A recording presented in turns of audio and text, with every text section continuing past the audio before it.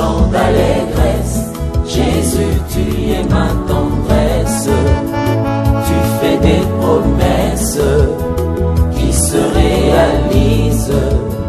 Tu es ma sagesse, tu es toute mon espérance. Bien-aimés dans le Seigneur, vous téléspectateurs de ZTM Télévision, merci pour la confiance que vous faites à cette chaîne de télévision et particulièrement à cette émission. Voici l'époux. Nous vous savons nombreux à suivre cette émission et nous savons que c'est là où nous recevons beaucoup plus les nouvelles qui nous viennent du ciel.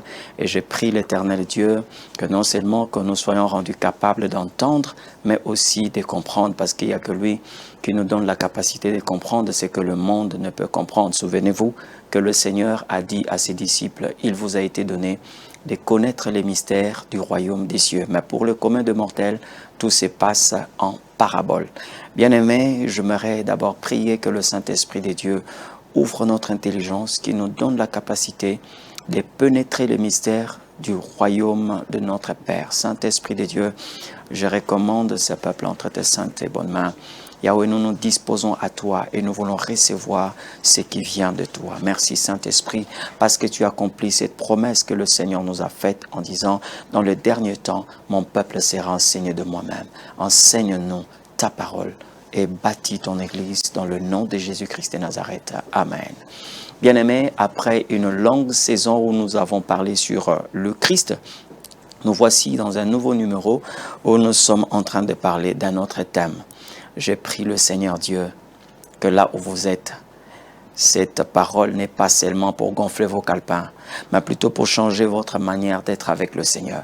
Je me retire, c'est une manière de redéfinir votre relation avec le Seigneur. Et l'intitulé de notre message de ce matin, pour ceux qui nous suivent le matin et pour ceux qui nous suivent en rediffusion jeudi chaque jeudi à 0h, nous vous disons alors bonsoir. Bien-aimés, le thème de notre message, c'est « Qui est donc celui-ci » ? Qui est donc celui-ci ? C'est vrai que nous n'allons pas épuiser ce message aujourd'hui, c'est pourquoi nous avons intitulé « Qui est donc celui-ci » partie 1 ou encore première partie. Qui est donc celui-ci ? Cet enseignement est tiré de l'évangile de Marc, chapitre 4, le verset 35 jusqu'au verset 41. C'est une histoire que nous avions déjà lue et connue, mais par la grâce de Dieu, nous allons connaître autre chose par rapport au sujet de cette émission « Voici l'époux ». Si nous parlons le même langage, nous allons lire la parole du Seigneur. Marc, chapitre 4, le verset 35 à 41, nous lisons la parole de Dieu. « Ces mêmes jours sur le soir, Jésus leur dit, « Passons à l'autre bord. » Après avoir envoyé la foule, ils le menèrent dans la barque où il se trouvait. Il y avait aussi d'autres barques avec lui. Il s'éleva un grand tourbillon et le flot s'est jeté dans la barque au point qu'elle se remplissait déjà. Et lui, il dormait à la poupe sur le coussin. Ils le réveillèrent et lui dirent, « Maître, ne t'inquiètes-tu pas de ce que nous périssons ?» S'étant réveillé, il menaça le vent et il dit à la mer, « Silence, tais-toi !» Et le vent cessa. Et il y eut un grand calme. Verset 40. Puis il leur dit, « Pourquoi avez-vous ainsi peur? Comment n'avez-vous point de foi ?» 41. Ils furent saisis d'une grande frayeur et ils se dirent les uns aux autres, « Quel est donc celui-ci à qui obéissent même le vent et la mer ?» Parole du Seigneur. Amen.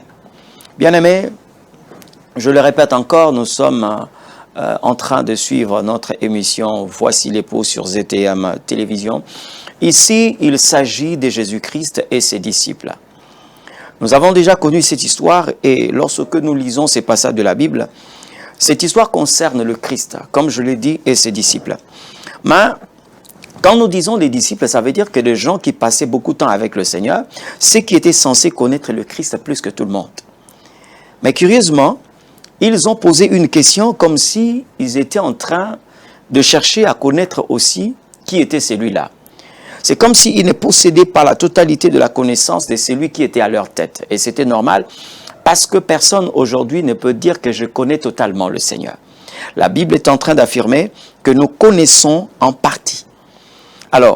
Vous voyez, lorsque le Christ pose la question de savoir « Qui suis-je » Personne n'était capable de répondre à cette question, mais l'Éternel Dieu va révéler une seule personne parmi ses disciples, c'était Pierre, qui dit que tu es le Christ. Donc, ces cercles, ou encore cette équipe, les disciples de Jésus-Christ étaient censés connaître le Christ plus que tout le monde. Tout le monde était en train de suivre le Christ, c'est vrai, mais ils avaient une autre connaissance. Et le fait que Jésus-Christ était en train de prêcher beaucoup plus en parabole, mais quand il s'est retrouvé avec ses disciples en aparté, il leur expliquait ce que le monde ne maîtrisait pas concernant certaines paraboles que lui était en train d'enseigner. Donc nous sommes ici en face d'une équipe qui est censée connaître le Christ plus que tout le monde. Alors même nous aussi, notre responsabilité est de faire connaître au monde ce que le monde ne connaît pas sur la personne de Jésus. Mais pour que nous puissions y arriver, nous devons le connaître. C'est vrai, comme je l'ai dit d'entrée de jeu, personne ne peut dire qu'il possède la totalité de la connaissance de Jésus-Christ. Non, parce que la Bible est en train de dire que nous connaissons en partie. Mais bien aimés, lorsque nous lisons ces textes, nous nous rendons compte que même les disciples ont posé la question de savoir qui était le Seigneur. Parce qu'à chaque instant, ils étaient en train de découvrir qui est Dieu. Ils étaient en train de découvrir des dimensions qu'ils n'avaient pas connues sur la personne de Jésus-Christ. Pourquoi? Parce que nous sommes en train de marcher avec celui qui continue à agir. Dieu est Dieu et il le restera. Mais même si nous pouvons vivre éternellement avec Dieu, cela ne nous permet pas d'épuiser tout ce que Dieu est. Parce que aujourd'hui, Dieu va se révéler. Demain, il va se révéler. Le lendemain, il va se révéler. Et l'année prochaine, il va se révéler. Donc, nous continuons à découvrir Dieu. C'est pourquoi je suis en train d'encourager ceux-là qui sont en train de marcher avec Dieu. Continuez à marcher avec Dieu. Même si vous avez vécu une expérience extraordinaire, alors ne faites pas de cette expérience une zone de confort où vous allez vous arrêter pour dire que voilà, j'ai assez vu avec le Seigneur. Non, non. Vous n'avez pas encore découvert parce que, je l'ai dit souvent, Dieu marche avec des gourmands. C'est-à-dire que des gens qui ne se rassasient pas.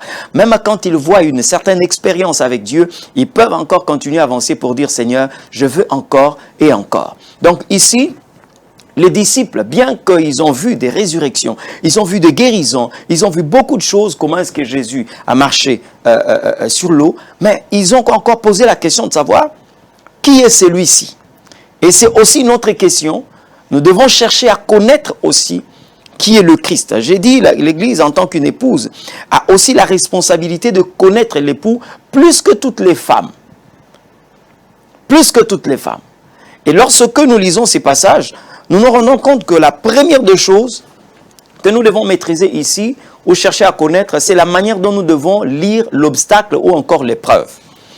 Parce que ce que nous voyons ici, cette histoire concerne beaucoup plus, comme je l'ai dit, le Christ et ses disciples. Mais là, nous voyons un obstacle qui s'est présenté, bien que le Christ a dit à ses disciples, traversons ou passons de l'autre côté. Mais il y a eu un obstacle, il y a eu une épreuve. Mais bien aimé, le monde n'a pas la même lecture que l'Église. Et l'Église ne doit pas avoir la même lecture que le monde par rapport à un obstacle ou encore une épreuve. Parce que si pour le commun de mortels, l'obstacle peut arrêter certaines personnes de progresser ou empêcher certaines personnes à progresser, nous devons considérer l'obstacle comme étant un moyen qui nous permet de découvrir qui est encore Dieu. Vous voyez, ici, nous voyons, quand la Bible est en train de parler, on dit qu'il y avait plusieurs barques. Ce n'était pas la seule barque où était Jésus. Il y avait plusieurs barques. Mais sauf que là, lorsque ils ont vécu cette expérience, on n'a parlé que d'une seule barque où était le Christ. C'est pourquoi je dis, si pour le monde, l'obstacle peut empêcher plusieurs personnes à évoluer, à avancer, nous considérons l'obstacle comme étant un moyen qui nous permet de découvrir encore qui est Dieu. C'est pourquoi vous allez vous rendre compte que quand les malheurs arrivent dans la vie du méchant, c'est pour l'exterminer.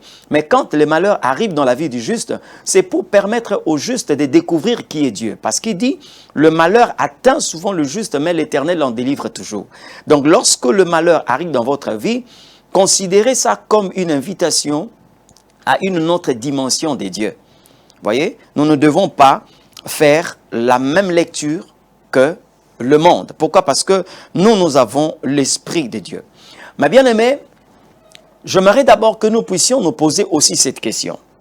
Parce que les disciples, quand ils ont vu tout ce qui s'est passé, nous connaissons la scène, mais ils ont posé la question, qui est donc celui-ci? Et pourtant, ils ont déjà entendu parler. Et pourtant, ils ont déjà vu beaucoup de choses. Jean a témoigné. Beaucoup de personnes ont témoigné. Les miracles que Jésus a opérés témoignaient. Et tout ce que le Seigneur Jésus disait était en train de témoigner qui est le Christ. Mais ici, il pose encore une autre question. C'est pour dire que nous n'avons pas encore fini de découvrir qui est le Christ. Ma bien-aimée a la question de savoir qui est celui-ci. Nous allons lire dans ces mêmes textes. Il y a quelque chose, une parole qui répond à cette question. Premièrement, je dis bien parce que nous ne pouvons pas épuiser toutes les réponses aujourd'hui s'il faut que nous puissions nous poser la question de savoir qui est celui-ci. Alors, la première réponse, nous voyons au chapitre 30, plutôt au verset 38 du même chapitre. Au verset 38, la Bible dit « Et lui, il dormait à la poupe sur le coussin. Ils lui réveillèrent et lui dirent « Maître, ne t'inquiètes-tu pas de ce que nous périssons ?» Donc, à cette question, la première réponse est que Jésus est celui qui ne s'inquiète pas. Jésus est celui qui ne s'inquiète pas. Dans d'autres versions, on n'a pas parlé du verbe s'inquiéter, mais on a parlé plutôt de se soucier. Seigneur, tu ne te soucies pas de ce que nous périssons. Oui, effectivement, s'il faut que nous puissions répondre à cette question, nous dirons que Jésus est celui qui ne se soucie pas et Jésus est celui qui ne s'inquiète pas aussi. Chaque chrétien doit savoir que Jésus est celui qui ne s'inquiète pas. Jésus est celui qui ne se soucie pas. Pourquoi est-ce que nous sommes en train de parler de la sorte? La Bible est en train de dire qu'il y a eu une grande tempête et les eaux qui se sont révoltées. Il y a eu une grande tempête qui s'est jetée dans la barque jusqu'à remplir même la barque. Cette situation inquiétait tout le monde. Cette situation pouvait inquiéter même si vous étiez dans la barque. Je crois que cette situation allait vous inquiéter parce que vous vous retrouvez dans un endroit où vous n'avez pas un arbre là où vous devez normalement vous agripper. Il y a eu une forte tempête qui soulève aussi les vagues et l'eau commençait à remplir la barque où était Jésus-Christ. Les disciples se sont débattus, ils ont commencé à vider l'eau, mais leurs efforts n'étaient que néants. Alors, ils commençaient à s'inquiéter, comme tout le monde peut s'inquiéter. Vous aussi qui êtes là en train de me suivre, peut-être l'eau de votre vie, ou encore la barque de votre vie, est remplie de tempêtes, est remplie des événements malheureux. Vous êtes en train de vous poser la question de savoir, mais qu'est-ce qui va se passer? Et l'inquiétude a pris place. La peur, le souci a pris place. Mais j'aimerais vous dire ceci. Vous êtes attaché à quelqu'un qui ne s'inquiète pas et qui ne se soucie pas. Il s'appelle le Christ. Ce n'est pas parce qu'il est insensible. Si le Christ ne s'inquiète pas, ce n'est pas parce qu'il est insensible. Si le Christ ne se soucie pas, ce n'est pas parce qu'il est insouciant. C'est tout simplement parce qu'il possède un pouvoir qui ne lui permet pas de s'inquiéter ni encore de se soucier. Vous comprenez? C'est là où nous comprenons ce que Marthe a dit au Seigneur. Parce que pour elle, Jésus devait être là lorsque son ami Lazare était malade. Alors, Marthe, la sœur de Marie, va sortir quand elle a appris que Jésus-Christ est venu. Elle est allée à l'encontre de Jésus. Elle est allée à sa rencontre et elle dit, Seigneur, si tu étais là, mon frère n'allait pas mourir. Donc, en fait, Marthe veut faire savoir au Christ, tu dois t'inquiéter du fait que tu n'étais pas là. Non, non. Le Christ ne doit pas s'inquiéter parce qu'il n'y a qu'un conservateur qui doit s'inquiéter. Le conservateur doit s'inquiéter lorsque sa pensée, la chose qu'il est en train de conserver commence à se détériorer. Quand lui n'a pas le pouvoir de restaurer, le conservateur peut s'inquiéter. Mais ici, il n'est pas question d'un conservateur, mais il est question d'un créateur. Donc Jésus possède le pouvoir créateur. Alors quand quelque chose se détériore, lui ne peut pas s'inquiéter parce qu'il a la possibilité de recréer, il a la possibilité de redonner la vie à quelque chose de mort. Bien-aimés, nous devons connaître le Christ. Parce que là, la manière dont Marthe est en train de parler, nous comprenons qu'il y a une génération de Marthe. Des gens qui croient que Jésus-Christ doit normalement commencer à s'inquiéter. Celui qui vit en vous ne s'inquiète pas. Celui qui vit en vous ne se soucie pas. Celui qui vit en nous ne se soucie pas. Et nous aussi, nous devons avoir la même vie. Pourquoi est-ce que le Christ ne se soucie pas? C'est tout simplement parce que lui a le pouvoir de refaire ce qui est détruit. Lui a le pouvoir de recréer ce qui est détruit. Il a le pouvoir de redonner la vie à ce qui est mort. Bien-aimés, regardez encore les gens qui sont venus de la maison de Jairus. Pendant que Jairus est en train de chercher le Christ, je ne sais pas quelle distance il avait parcouru, mais lorsqu'il tombe sur la personne de Christ, il commence à poser son problème. Le Christ devait répondre à ses doléances, mais pendant qu'il est en train de se plaindre, pendant qu'il est en train de parler au Seigneur, la Bible dit, survint les gens qui venaient de sa maison. Donc des gens qui avaient l'information, la vraie information. Ils vont dire à Jairus, n'importune pas le maître parce que ta fille est morte. C'est comme si Jairus devait s'inquiéter. Pourquoi est-ce que je n'ai pas rencontré Jésus tôt? Jésus aussi pouvait s'inquiéter pour dire à Jairus, mais pourquoi tu ne m'as pas appelé avant? Voilà maintenant que je suis dans l'incapacité d'intervenir dans la vie de ta fille parce que des gens qui sont venus de chez toi sont suffisamment informés sur ce qui est arrivé à ta fille et ils disent que non, ta fille est morte. Jésus va dire à Jairus, n'aie pas peur, j'irai et je la ressusciterai. J'aimerais dire à une personne, Jésus est celui qui ne s'inquiète pas. Même si vous êtes dans un état de délabrement très avancé, même si votre cancer atteint le dernier stade, même si vous êtes atteint du sida et que vous avez atteint le dernier niveau, je vous dis ceci, que celui que je suis en train de vous présenter ne se soucie de rien et il ne s'inquiète de rien. Pourquoi? Parce qu'il a le pouvoir de ramener en vie ce qui est mort. Jésus va dire à Jairus, ne t'inquiète pas, j'irai et je ressusciterai la fille. Bien-aimé dans le Seigneur, comme je l'ai dit ici, plusieurs personnes auraient souhaité que le Seigneur Dieu vienne à temps. Que le Seigneur Dieu vienne à temps. Bien-aimé, vous savez, lorsque on fait intervenir le service des pompiers, ils viennent quelquefois éteindre le feu, mais une partie déjà est partie. Mais lorsque vous faites appel au Seigneur, il peut arriver au même moment que les pompiers, mais les résultats ne seront pas les mêmes. Parce que quand les pompiers peuvent arrêter l'incendie, une partie, Jésus a la possibilité de remettre ce qui a été détruit. C'est de Jésus que je suis en train de vous parler. Et cet homme n'avait pas, c'est lui que nous sommes en train de présenter ici, Jésus-Christ. Il ne s'inquiète pas. Pourquoi? Parce que il ne pouvait pas dire à cette femme qui souffrait d'une perte de sang, il fallait m'appeler quand cette situation avait commencé. La Bible dit que cette femme avait souffert pendant 12 ans. Si nous regardons dans le monde végétal, donc un arbre qui a 12 ans, c'est déjà un arbre qui enfouit ses racines dans les profondeurs. Alors vous ne pouvez pas déraciner un arbre comme si vous étiez en train de déraciner une plante. Non. Mais regardez la manière dont Jésus-Christ va intervenir dans la vie de cette femme. Nous voyons comment est-ce que quelquefois les médecins parlent. Lorsque vous allez consulter un médecin, il vous dit qu'il fallait venir à temps.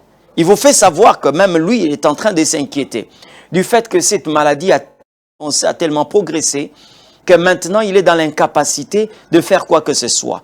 Mais le Christ est celui qui ne s'inquiète pas. C'est pourquoi on ne pouvait pas confondre le sommeil de Christ et le sommeil de Jonas. Jonas dans le navire était en train de dormir parce qu'il était le problème. Mais Jésus-Christ dans la barque est en train de dormir parce qu'il est la solution.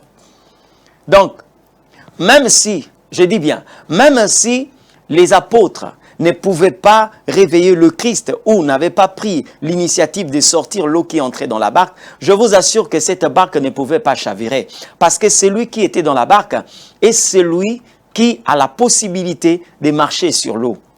Pourquoi il doit marcher sur l'eau? Parce que depuis la Genèse, la Bible est en train de nous dire que quand il y avait le ténèbre à la surface de l'abîme, l'Esprit de Dieu s'est mouvé au-dessus des eaux. Mais c'est celui-là qui était dans la personne de Christ, parce que la Bible nous montre que le jour du baptême, l'Esprit est descendu et s'arrêtait sur le Christ.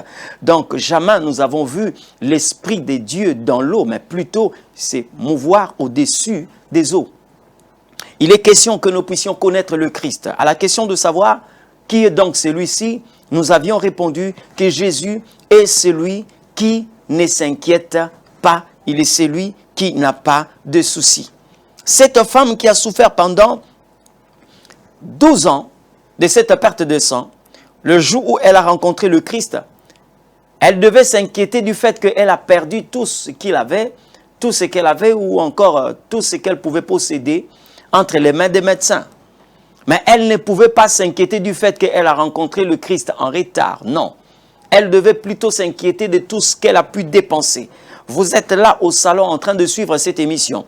Vous êtes à l'hôpital en train de suivre cette émission. Vous êtes en prison. Vous êtes dans votre bureau. Vous êtes dans votre chambre. J'aimerais dire à quelqu'un, vous ne devez pas vous inquiéter parce que le Christ qui est notre Dieu, est celui qui ne s'inquiète pas. Il est celui qui ne se soucie pas. Alors nous aussi, nous devons avoir la même manière de vivre. N'oubliez pas que le Christ nous a demandé aussi de ne pas nous inquiéter. Parce que nous avons un commandement qui dit que nous devons être les imitateurs de Dieu. Mais imiter Dieu, ce n'est pas seulement dans sa façon de parler. Imiter Dieu, ce n'est pas seulement en faisant des miracles. Imiter Dieu, ce n'est pas seulement, en s'habillant d'une manière, en blanc, d'une manière intéressante ou comment là. Non. Ici, il s'agit aussi de manifester le caractère qu'a notre Père Céleste. Il s'agit aussi d'avoir le même sentiment que lui. Puisque quand lui ne s'inquiète pas, nous aussi, nous ne devons pas s'inquiéter. Dieu ne tremble pas devant les circonstances et nous aussi, nous ne devons pas trembler devant les circonstances. Souvenez-vous que le Seigneur Dieu va dire à l'un de ses prophètes, il dit, devant ces peuples, ne tremble pas parce que si tu trembles, moi, je te ferai trembler de plus belle. À un certain moment, nous adoptons des attitudes, non par rapport à ce que nous sommes, mais par rapport à ce que nous avons. Nous avons la personne de Christ. La Bible dit dans le livre de Matthieu, chapitre 6, le verset 25, je vais lire la parole du Seigneur.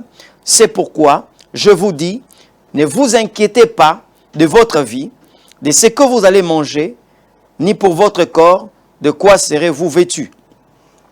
La vie n'est-elle pas plus que la nourriture et le corps plus que les vêtements? Ici, le Seigneur nous demande aussi d'adopter le même comportement que lui, puisqu'il s'agit aussi d'imiter le Christ. Là où il est passé, nous aussi, nous allons passer par là. Ce qu'il a été, nous aussi, nous devons l'être. Mais ici, il s'agit d'un caractère. Il ne s'inquiète pas. Et il nous demande aussi de ne pas nous inquiéter. Oui, au sujet de ce que nous allons manger, le Christ nous demande de ne pas nous inquiéter. Au sujet de ce que nous allons nous vêtir, ne vous inquiétez pas. Au sujet du lendemain, le Seigneur dit, ne vous inquiétez pas ou ne faites pas de soucis par rapport à votre lendemain. Au sujet de ce que les gens vont faire sur nous, par exemple, ils vont nous accuser faussement, le Christ dit, ne vous inquiétez de rien. Bien-aimés, vous savez, l'inquiétude révèle l'incapacité de quelqu'un devant une situation ou un défi. Lorsqu'on s'inquiète, lorsqu'on a des soucis, cela est en train de révéler l'incapacité d'une personne devant une situation ou devant un défi à relever. Mais nous n'avons pas intérêt à nous inquiéter.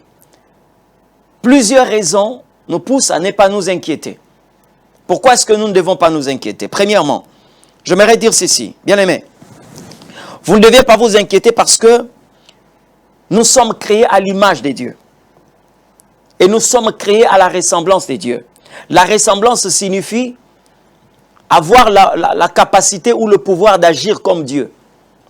Regardez la manière dont Dieu agit. Lorsque nous regardons dans les livres de Genèse, Dieu a créé un monde qui par la suite avait été détruit.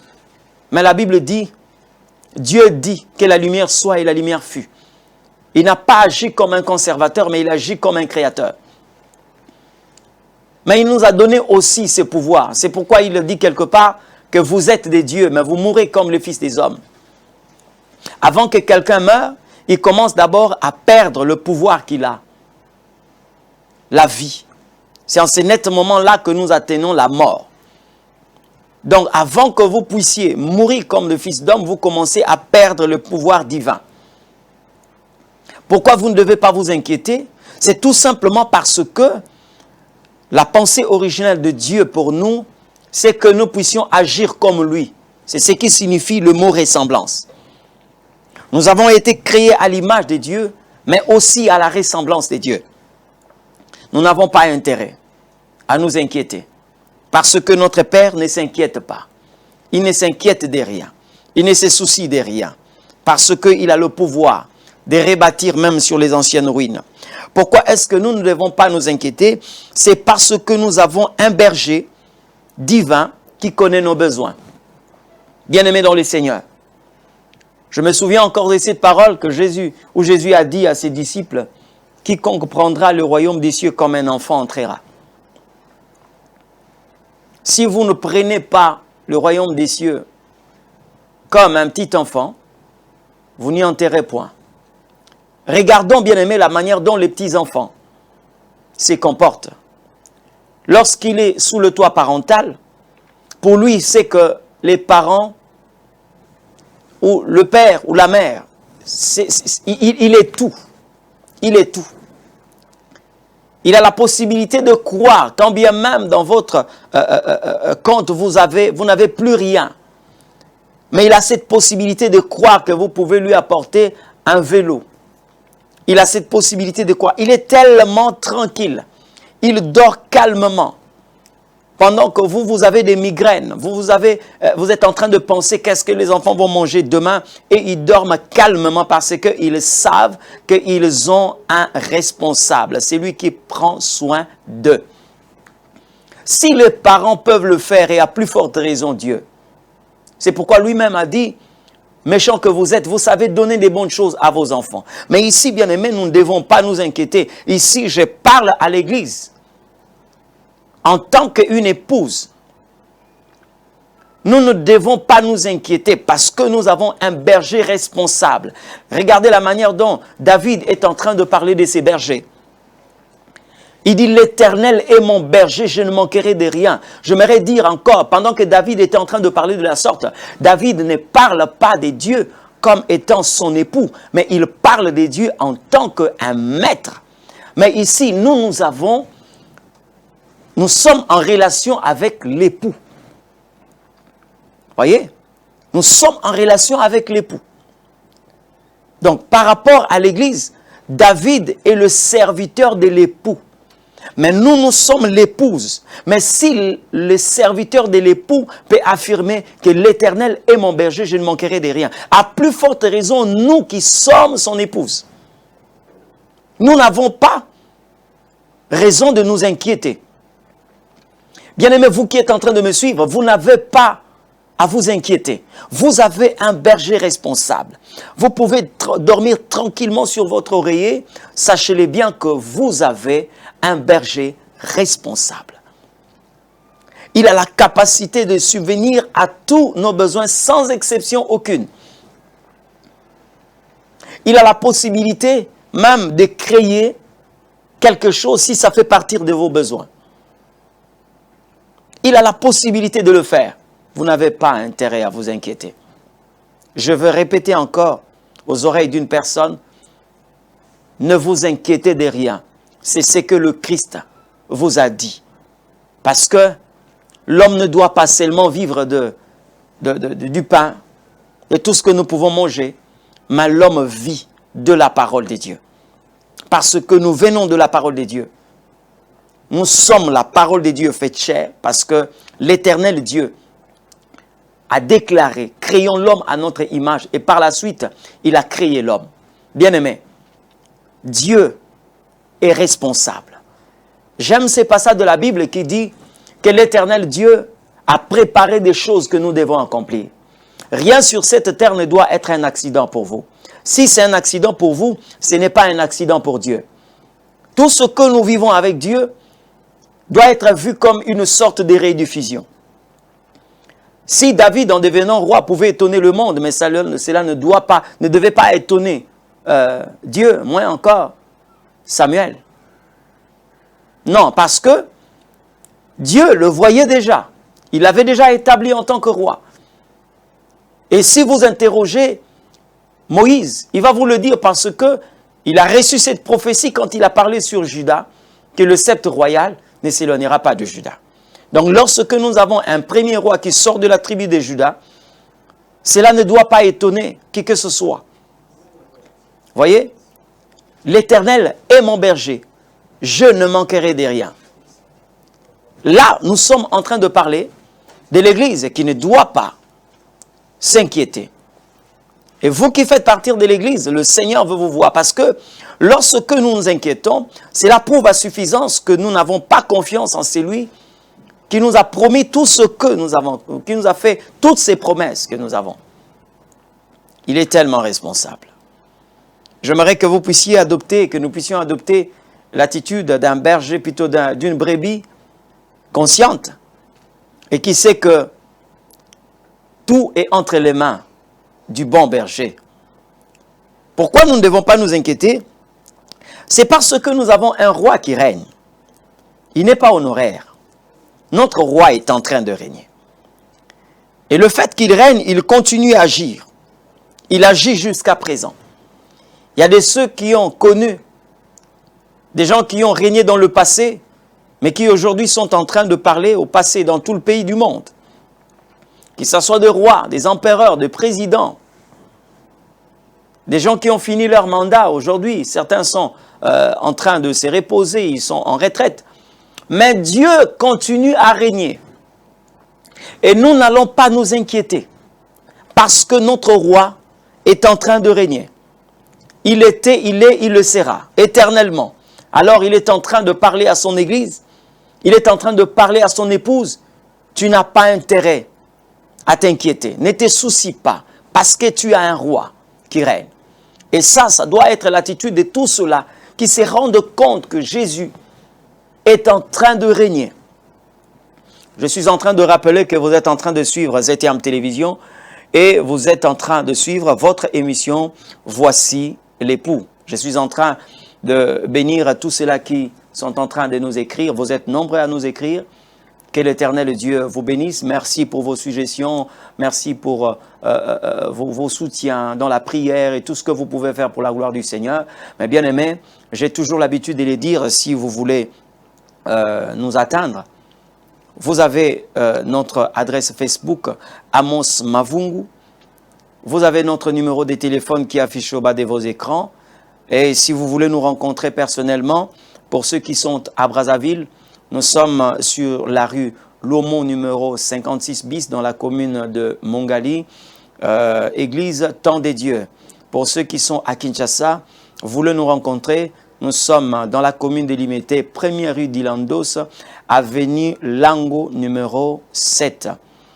Église Temps des Dieux. Bien aimé, j'étais en train de dire que vous n'avez pas besoin de vous inquiéter. Vous n'avez pas vraiment à vous soucier. Pourquoi? Parce que non seulement que nous avons un roi qui est en train de régner, mais nous avons aussi celui dont le pouvoir n'a pas de limites ni de frontières. Celui qui est en nous ne connaît pas de limites. Son pouvoir ne connaît pas aussi des frontières. Il agit au-delà de notre entendement. Là où les médecins s'arrêtent, Jésus-Christ continue. Là où les experts ne peuvent plus travailler, Jésus a la possibilité de travailler. Qui est donc celui-ci? Il est celui qui ne s'inquiète pas. Quand le monde est en train de bouger, Jésus est tranquillement sur son trône. La Bible dit dans les livres des psaumes, l'Éternel était sur son trône lorsqu'il y avait le déluge. Mais vous savez que bien aimé, les déluges avaient même bougé les rois. Les déluges avaient bougé les généraux. Les déluges avaient bougé les grands hommes d'affaires. Les déluges avaient bougé les belles femmes, les hommes élégants. Tout ce que nous pouvons connaître comme des personnes influentes, les déluges a mis tout le monde à terre. Pendant qu'il y avait les déluges, la Bible me dit, l'Éternel était sur son trône. Vous n'avez pas intérêt à vous inquiéter. Bien-aimés, que personne ne vous décourage au sujet de la relation que vous avez avec Dieu. Une fois, je l'ai dit, il n'est pas bon de dire, un enfant de Dieu, quand il n'est pas encore mort, il ne faut pas mettre un point à sa vie. Mais moi, je vous dis, lorsqu'un enfant de Dieu meurt, ne mettez pas un point à sa vie parce que c'est lui qui est en train de servir à la capacité de lui redonner la vie après la mort. Nous avons vu ça avec Lazare, nous avons vu ça avec la fille de Jairus et nous continuons à voir ça, même aujourd'hui. Parce qu'il n'est pas seulement le Dieu d'hier, mais il est le Dieu d'aujourd'hui et c'est lui qui agit aussi éternellement. Son pouvoir ne connaît pas de frontières. Il a la possibilité, bien aimé, de vous toucher pendant que vous êtes en train de nous suivre. Il a cette possibilité. C'est vrai que ce que nous sommes en train de faire, votre télévision a une dimension, mais la puissance de Dieu n'a pas de dimension. Elle a la possibilité de vous toucher là où vous êtes. Elle a la possibilité de vous guérir. Et c'est ça ma prière, que vous puissiez savoir que vous n'avez pas raison de vous inquiéter. Même si vous êtes accro à l'insuline, même si vous êtes accroché aux antirétroviraux, il a la possibilité de vous toucher. Parce que, bien aimé, je le dis souvent, Jésus est le médicament qui guérit les maladies qui sont connues et les maladies qui ne sont pas encore connues. Quand il entre dans une famille où les lois sont établies, il fait de sorte que les lois tombent, afin que lui il impose sa vie. Ne vous inquiétez de rien.